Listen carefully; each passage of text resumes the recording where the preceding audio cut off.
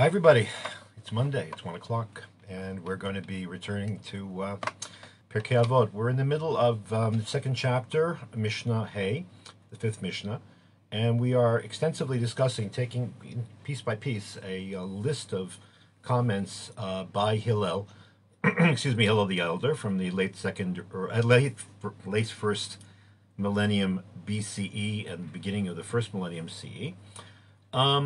About various types of people and how they fit into the worship of God and in the, in general in Jewish society. So we've already discussed what piety is, and we've discussed, we've discussed the nature of, a little bit of nature of teaching. Last week we talked about Loa Baishan Lamed, why a person who is shy really will never be able to really understand or study.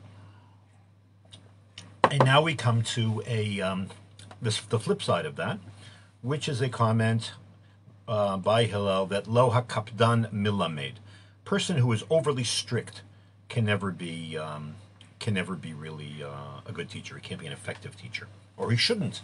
Lo HaKapdan Milamed, you shouldn't appoint overly strict teachers.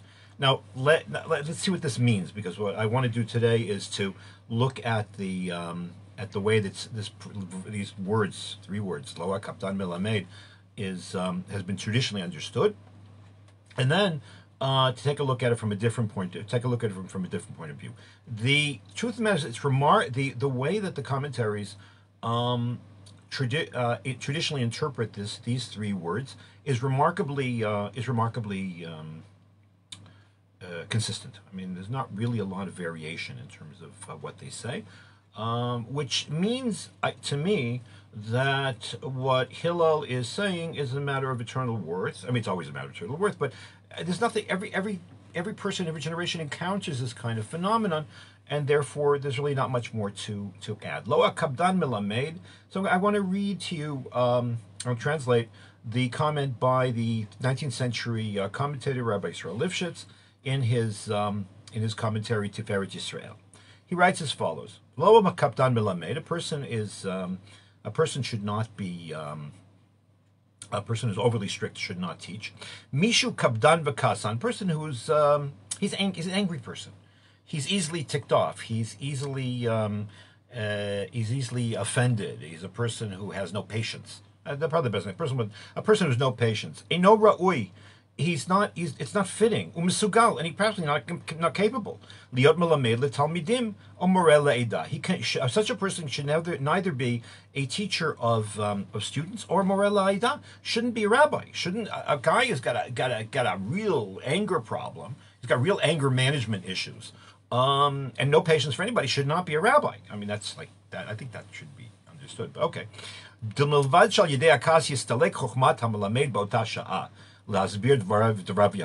It's not just he can't be an effective teacher because he's going to get carried away by being mad, and he's not going to be able to, we can't be reasonable when we're angry. Nobody can be reasonable when they're angry. Anger is destructive in so many different ways, and one of them is you can't think straight. If you can't think straight while you're angry, then how can you be a teacher? It's interesting. It's one of these reasons why I think it's one of the reasons why I'm not a good debater. I'm actually gotten to be a better panelist than I used to be, but I'm not a good debater because I get carried away and I get whatever. You can't think straight and whatever. So, can't get your message across. It's one of the reasons why the swamp known as social media is not a place for intelligent or effective communication, because it gets personal very quickly. So he says a person like this who's going to get ticked off is not a good teacher. He just can't. He'll get everybody all confused. Not only that, how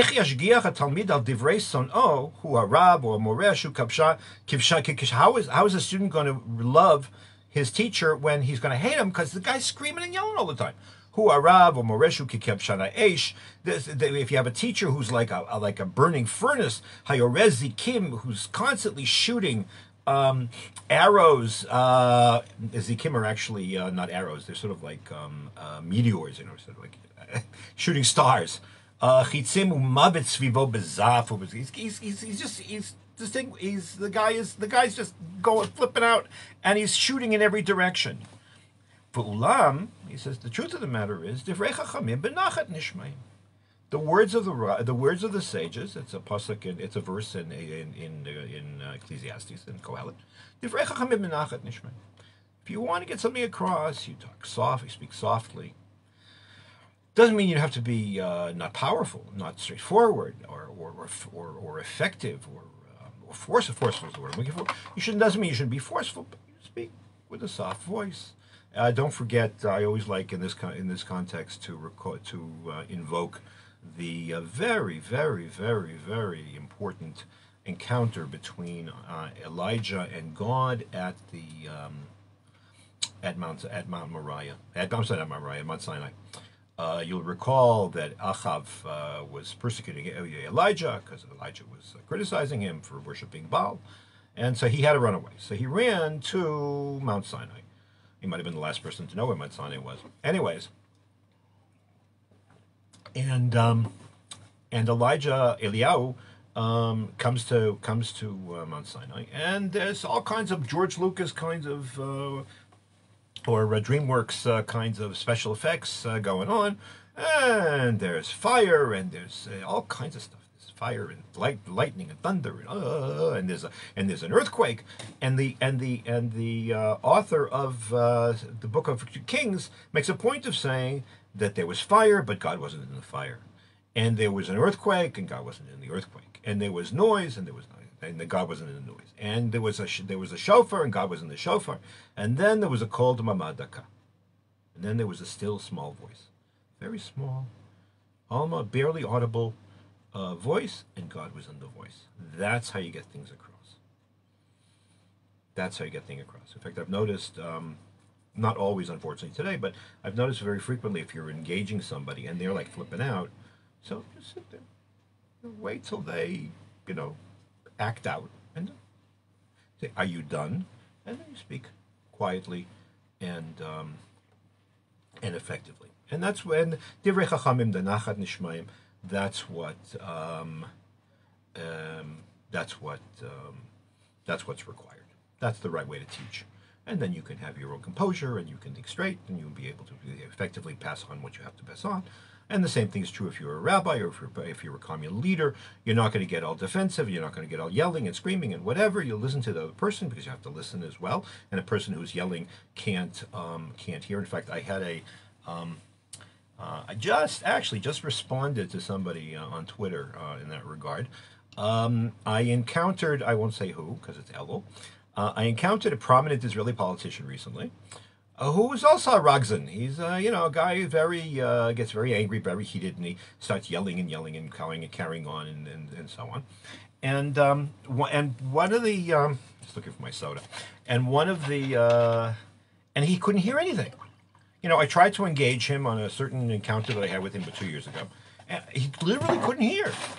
And it reminded me. I told a friend of mine at this meeting that it reminded me of a Gemara. The Gemara says in Chulin that when you salt meat, we don't salt meat anymore because we leave it to the butchers or whoever. But whatever, if you salt meat, okay, and the salt is busy pulling out the blood from the meat, which is the function of the salting. Then, if something falls on the meat, then it doesn't get absorbed back into the meat because the dynamic. The physical dynamic that's going on, at least halachically, is that it's eliminating, it's taking out. So the Gemara says, "Id the Torah lemiflid lo bala." As long as it's busy expelling things, it has no time to absorb. The same thing is true of people who are angry and people who are dogmatic and screaming and yelling. As long as they're sitting there saying what they have to say, they can't hear anything. That's why a kaplan can't be melamed. So then, but what does that mean? Does that mean that educationally there's no room to be strict? Does that mean there's no room to be call students to task? Is the Torah it is, at least Hillel, in favor of the kind of, what shall we say, the kind of attitude that exists today in a lot of educational connection, in a lot of in educational contexts, where we sort of see we not just sort of, we see the student as the consumer, and therefore the teacher has to bend over backwards and accommodate the student and defer to the student and hold back or actually restrict themselves in terms of what they say. What they not I'm talking about being abusive, but what they say, lest the student somehow be hurt or be taken aback or something, or surprised or shaken up. Is it all? Is the system child centered? I mean, does the teacher have to be like always easygoing and concession and conciliatory? So here the same Rabbi Yisrael Lifshitz says, true. It says at the same time, he says the rabbis say, he quotes a Gemara in Ksubas, Zerok marabba talmidim, you should have to throw a bile in the students, meaning, shake them up, get them upset, yell at them. So he says, when you want to make sure that that a student performs properly, and they're being lazy or they're being arrogant or whatever the case might be, so then you can shake them up and can yell at them, because otherwise you have to shake them up so they'll worry about their grade. Or I've discovered the best way to get students to not get off their phones or stop talking between each other is to say, this will be on the test. And all of a sudden they're writing. Everything's written down. And he says, and even if you're angry at the students because they're really not behaving properly, and they're not behaving in such a way or comporting themselves in such a way as to ensure that they will get the most out of the class, he says, don't overdo it. Don't, in Hebrew you'd say, al tishpoch alehem, don't just like let it all out. If you really, really, really care about your community, don't give them hellfire and brimstone. Lo yera kizorek mara kishiagia lashomea k'fay nifsaka kas me'amashmiya shechovat harav lerachem ala bilti yodim. The obligation of the rabbi is to have compassion on those who don't know, and those who are off the derech, as they were, those who are going in the wrong direction. What you do is you show compassion, you show caring, and that will actually be far more effective. It's interesting. There is a famous story that I heard. I think it was over Shavuot, from Rabbi Benji Levin, the Rav of Achdut Yisrael in Yerushalayim and the grandson of the Tzaddik, Rabbi Levin Zecher Tzaddik Livracha. And he told me that his grandfather, who's known as being a very compassionate, easygoing, caring individual, that he told me that a former student of his, had taken off his kippah. In other words, he just stopped being religious. And he was walking and this guy was walking in Yerushalayim, and he sees Rabbi Levin, and he says, and this guy was telling Benji Levin the story. He says that he was trying desperately not to encounter the tzaddik. He felt bad, he decided he wasn't going to be religious anymore. Very nice, but he felt very badly that he was no longer religious. He was embarrassed in front of Rabbi.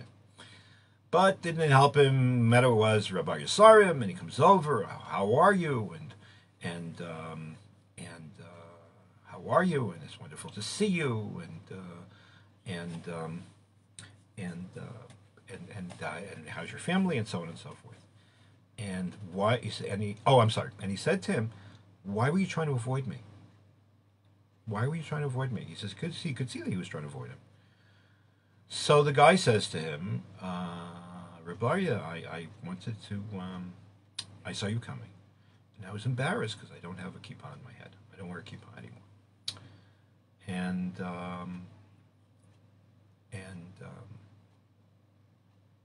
Rabbi said to him, you know, I'm a very short Jew. I'm a short guy.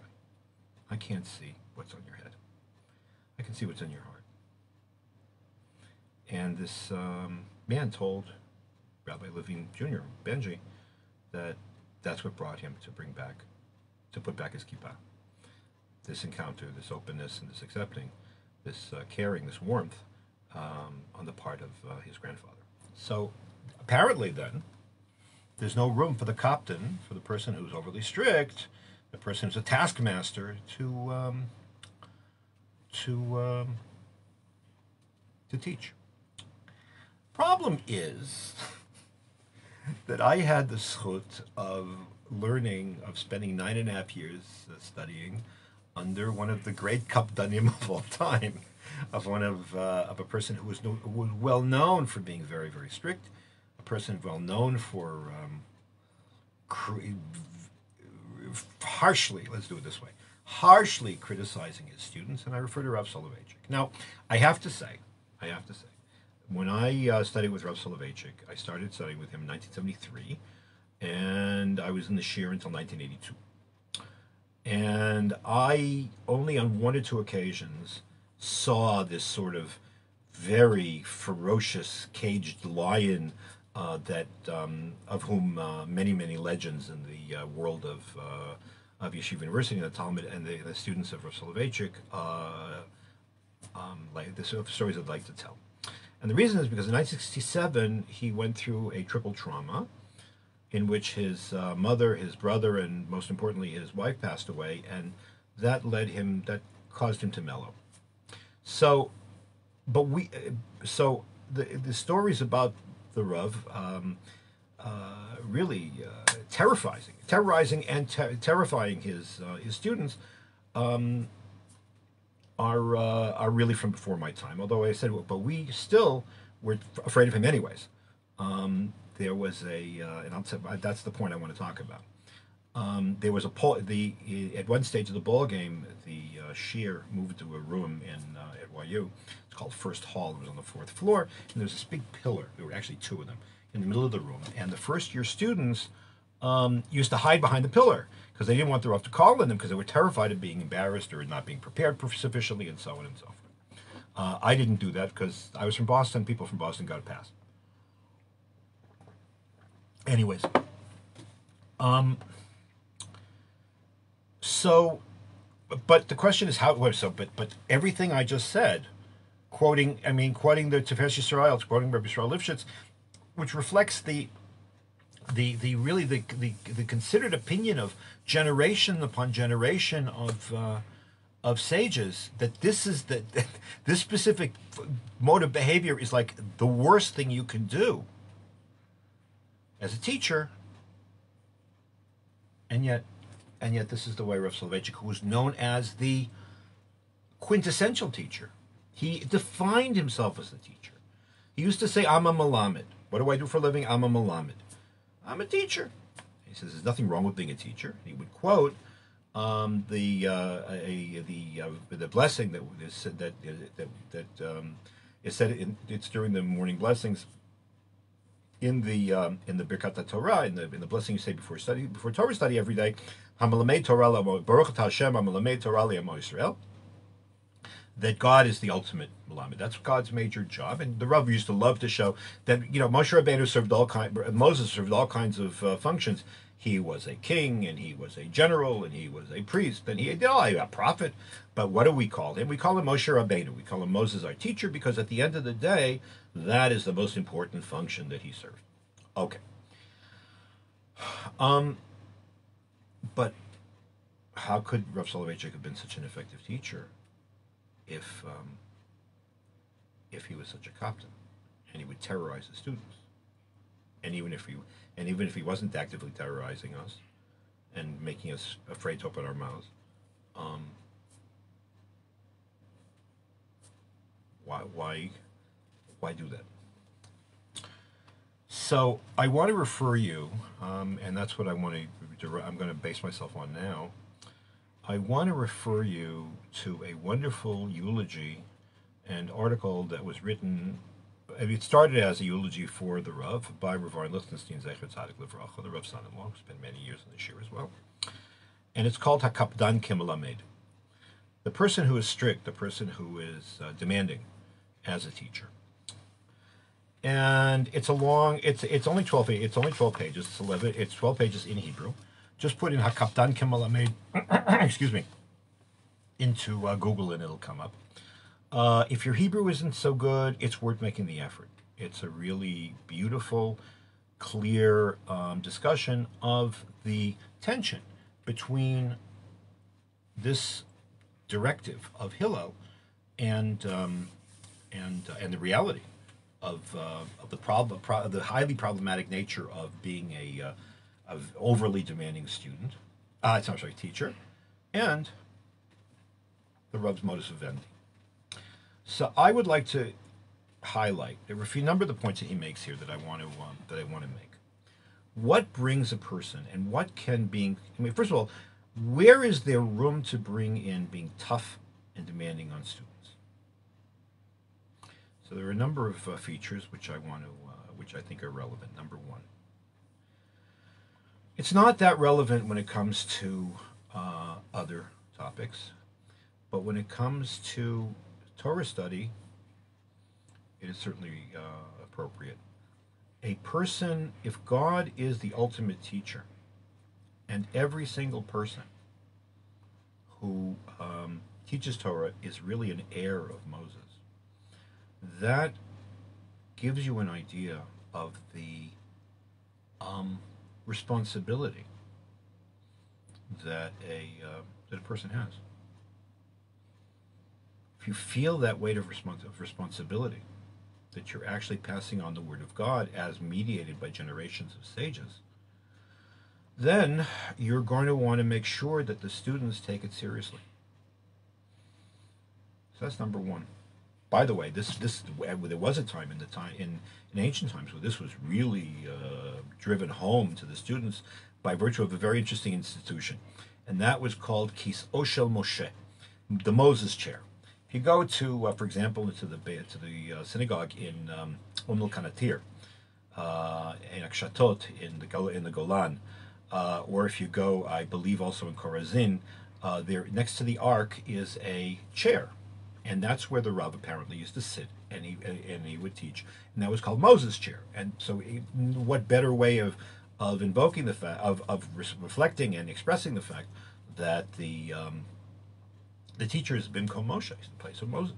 It's the place of Moses, so that requires that you have to make sure that your students know what you're doing, take what you're doing very, very seriously, and that requires being strict. That's also true in terms of, it's even more true in terms of the subject matter. So first of all, there's the experience that the act of Torah study should be an act of. It doesn't have to be heavy, but it should be reverential. It should be worshipful. The act of Torah study is an act of revelation, which is being mediated by a human being. True, but at the end of the day, it's a religious act. It's an act of worship of God. In fact, the Rambam says, I've quoted this before, that there are two modes of worship. One is the Rambam quotes this in the Book of Commandments, that you should first, that there's worship through prayer and there is worship through study. Okay, that way, by the way, there's a conversation, because the worship through prayer is what we have to say to God, and worship through study is what God has to say to us. So that's number one. And obviously, if that's the case, one should be careful. One should not be lightheaded about this, and one not should be overly deferential to the student, because you're the one. The student is the teacher is the one who knows this stuff, and not them. But obviously, that means you have to do it in such a way. You have to teach it in such a way that they can absorb it. Okay. Number two, the material itself. You need to strive for truth, because God is truth. Chotamo shel HaKadosh Baruch Hu emet. The seal of God is truth, and therefore, when you teach, you have to make sure that what you say is clear. What you say is correct. Means preparing. There's no flying by the seat of your pants for this. That would be actually betrayal of the Torah and betrayal of God. And also make sure that they understand. The search for truth is the height of Torah. Now, that doesn't mean you're going to get to absolute truth, because only God can understand absolute truth, and one of the essences of Torah study is humility. I understand as much as I understand. If I don't understand, I'm going to assume that that's my due to my limitations. But nevertheless, it's a fact that you have to be demanding because you have to be precise. You wouldn't want lack of precision in a what's the word I'm looking for? In a scientific experiment, would you? You certainly don't want your doctor to be not precise. Take 5 pills. 5 pills, 6 pills, 8 pills. It doesn't matter. I'm going to do a double. I'll do a double shot. I'll do a triple shot. You would never do that. The same thing. So to learn the Word of God and to know how to live, you would do that any differently? Of course not. Of course not. But if you want to strive for truth, that means you have to be demanding of yourself, and you have to be demanding of your students. That they should not, and you should this might have something the Reb's son, Professor Chaim Soloveitchik, said in his eulogy of the Rav after he passed away in 1993. He said the Rav assumed that his students would prepare and would devote as much time to thinking about the material being studied as he would. Now, that might have been unrealistic on his part, but it's a tribute to the amount of investment in finding the truth and willingness not to give oneself shortcuts that he was willing to do. So his makpid lo akaptan melamed, that the person who is strict, the person who is demanding, maybe it's a question of the person shouldn't be demanding too much demanding of the students, but if you're going to be demanding, you have to be demanding of yourself of the same amount, to the same degree that you're demanding of your students. Furthermore,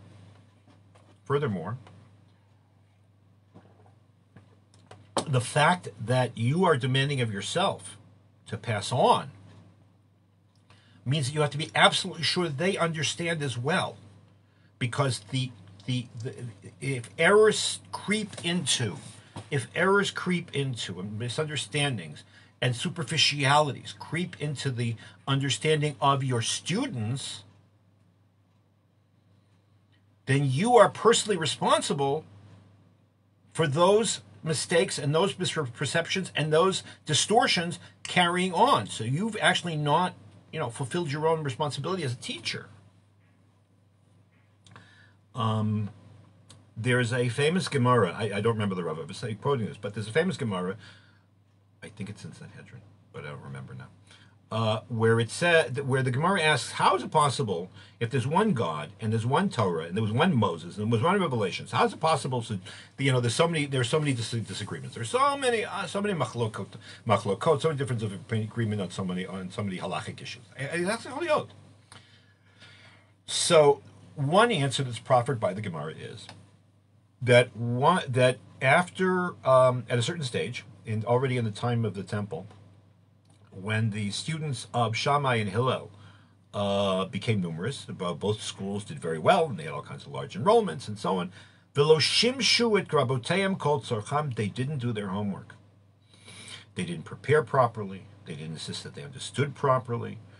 They were not as devoted to determining the truth, the correct interpretation of the Torah, in whatever area.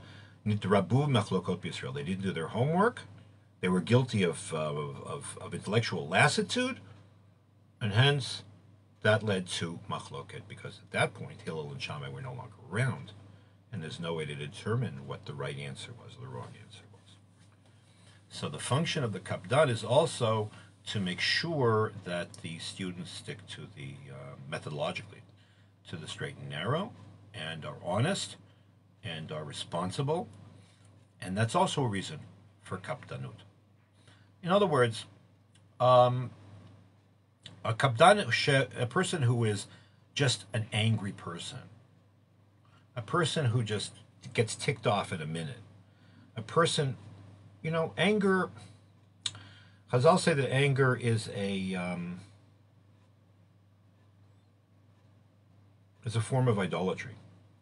Because people that are angry, it's sort of a form of self-worth. Self-worship. So if you're angry, it means you care more about yourself than anybody else. Such a person can't teach for the reasons that we've seen. However, a person who is devoted to his material and to his métier, a person who is demanding of himself and therefore demanding of his students because he realizes his obligation to pass on, and the student should pass on what he has to teach as well, and that they should be independent as well, and therefore that requires that they be as methodologically well-trained as possible. That kind of person, as so long as he respects his students, Chanoch Lenar al Pi Darko, he recognizes the best way of teaching each one. And one of the things that Rav Soloveitchik knew how to do beautifully was to adjust the way he, not the quality, but the way that he conveyed his message to different audiences, because he understood that not everybody else was on the same level. Such a person is the quintessential teacher. And if that's the case, I think that would actually fit the vision or the idea of a teacher as being imitative of God. Hamalameh Torah Israel, a person who teaches Torah to Israel. There's a very unusual statement that is mentioned by Rabbi Shlomo Luria in the 16th century in the introduction to his commentary code called Yam Shel Shlomo. And he says that at Sinai, every Jew heard a different revelation. There was 600,000 or more Torahs given. So what does that mean? So I always thought that, and I think that's really what the straightforward meaning is.